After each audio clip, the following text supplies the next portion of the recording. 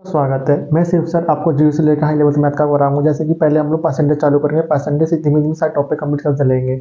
इस साल के लास्ट होते होते जनवरी चल रही है, 5 जनवरी है, हो सकता है कि इस साल के लास्ट में आते आते हम लोग धीमे धीमे सारा कोर्स अपना कंप्लीट कर ले एसएससी का। आज मेरे पास क्वेश्चन परसेंटेज चालू करेंगे और परसेंटेज के हम लोग आरएस वो रंजित यादव की बुक लाएंगे। जैसे पहला क्वेश्चन दे रहा है रंजित यादव के, हम लोग पहले सीजीएल के, एसएससी फेस 8 के, एमटीएस के सारे क्वेश्चन अटेम्प्ट करेंगे। पहला क्वेश्चन देखते हैं, कह रहा है कि ए ने एक मोबाइल फ़ोन बी को 25% लाभ पे बेच दिया और बी ने इसे सी को 10% की हानि में बेच दिया। सी ने इसे 5625 रुपये भुगतान किए, तो ए ने फ़ोन कितने भुगतान किया होगा? 5000 किया होगा कि 4800 किया होगा, 4500 किया होगा, 5100 किया होगा? आओ देखते हैं क्वेश्चन को। जब भी ऐसे क्वेश्चन देना हो तो हम लोगों को इजीली अप्रोच हम लोगों को पालन करना होगा।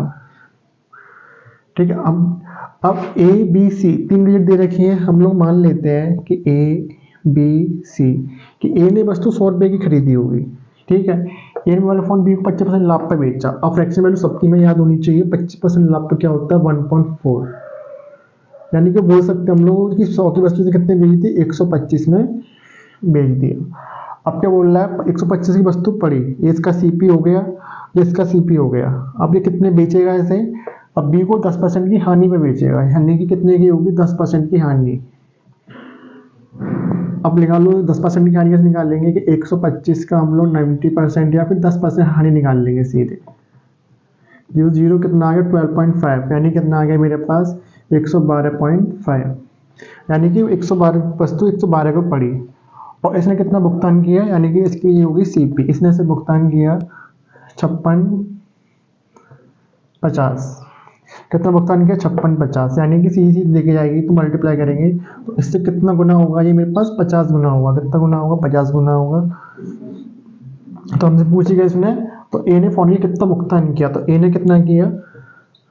100 इंटू 50, कितना आ गया मेरे पास? 5000। मेरे तो पता है क्वेश्चन आपको अच्छा लगा होगा। ऐसे छोटे छोटे क्वेश्चन को हम धीमे धीमे ट्रिक अटेम्प्ट करेंगे और सारे क्वेश्चन हम लोग सीधे सीधे अटेम्प्ट कर लेंगे।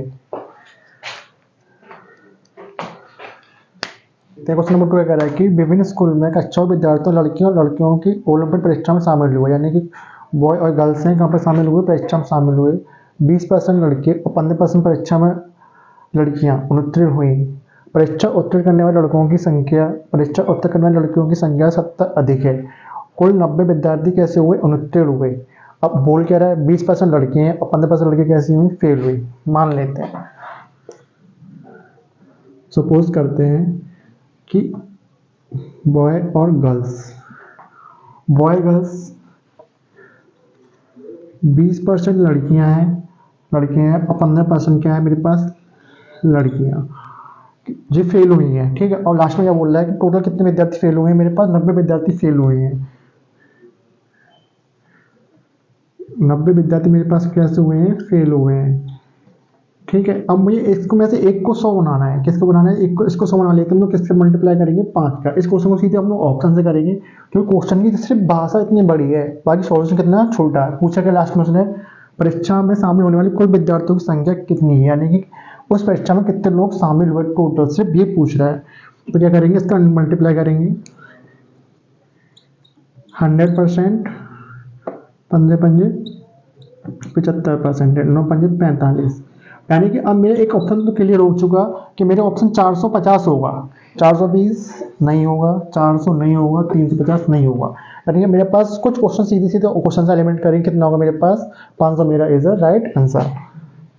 Option number 3 is correct. अब क्वेश्चन नंबर 3 देखते हैं। नंबर 3 क्या कहता है मेरे पास कि एक आयत की लंबाई और चौड़ाई क्रमशः 8% बढ़ोतरी और 10% की कमी कर रहा है। इसके क्षेत्र में प्रतिशत में कितनी वृद्धि होगी? डिक्रीज होगा 1.8%, इंक्रीज होगा 1.8%, इंक्रीज होगा 2.8%, डिक्रीज होगा 2.8%। अब ऐसे क्वेश्चन जानने के लिए पहले हमारा आयत कंप्लीट होना चाहिए, क्योंकि आयत के ऊपर पूछ रहा है, इसमें क्षेत्रफल पूछ रहा है। जब क्षेत्रफल के फॉर्मूले पता होंगे, क्षेत्रफल होगा हमारे पास, परिमाप होगा हमारे पास। जो चीजें देखते हैं, पहले देखते हैं आयत की लंबाई। इस क्वेश्चन हम लोग 2 मेथड से करने की कोशिश करेंगे।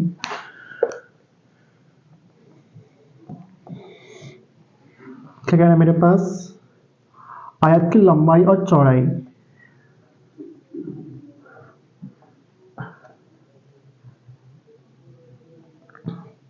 लंबाई और चौड़ाई दे रखी है। क्या कह रहा है कि लंबाई और चौड़ाई 8% की और 10% कमी,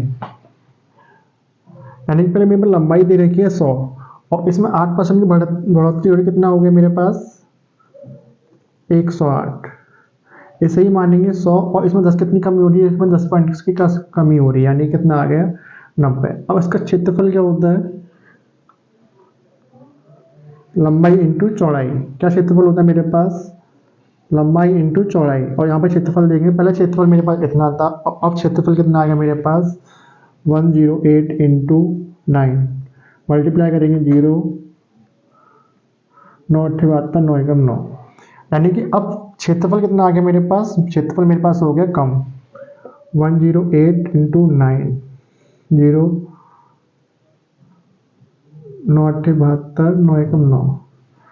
अब पहले 10,000 था, अब कितना हो गया मेरे पास 9 या 720, यानी कितनी कमी हुई मेरे पास, थोड़ी बहुत कमी हो गई। अब देखते हैं कमी कितनी की आएगी, दोनों के बीच में कमी निकालेंगे हम लोग। 0 0 भी 0, यहाँ से लेंगे 1, कितना आएगा मेरे पास 8, यहाँ भी 9 बचा, 9 में कितने बचेंगे फिर मेरे पास 2, 280 और यहाँ कितना आ गया 9, 9 का 0, यानी कि 280 की मेरे पास कितनी होगी, कमी होगी। कितने पे होगी मेरे पास 10,000 पे होगी, इंटू मल्टीप्लाई 100। क्या आ गया मेरे पास एरिया, क्या हो रहा है एरिया मेरे पास कमी हो रही है, तो कमी का साइन लगाएंगे नीचे की ओर, 0 से 0 कैंसिल, इससे ये कैंसिल, इससे ये कैंसिल, यानी कि मेरे पास कितना आ गया 2.8% की क्या हो रही है मेरे पास कमी हो रही है। कौन सा है मेरे पास, answer 4 is correct. Question number 4 देखते हैं। क्वेश्चन आता है कि मेरे पास क्वेश्चन क्या है, क्वेश्चन नंबर 4 कह रहा है कि एक नमक की कीमत में 15% की कमी कर रहा है और एक व्यक्ति 272 रुपये में 2 किलो चीनी अधिक खरीद रहा है, खरीदने सक्षम बनाते हैं, तो नमक की घटी हुई कीमत कितनी होगी, यानी नमक की पहले कितनी कीमत थी वो अब घट गई है। अब एसएससी का बहुत ही फेवरेट क्वेश्चन आता है, इसे बहुत सिंपल तरीके से करने की कोशिश करेंगे। जब भी ऐसे क्वेश्चन की बात करिए करना है हम लोगों को सॉल्यूशन कि 15% है, ठीक है, और कितनी चीनी खरीद रहा है वो 2 किलो चीनी वो अधिक खरीद रहा है, यही तो है।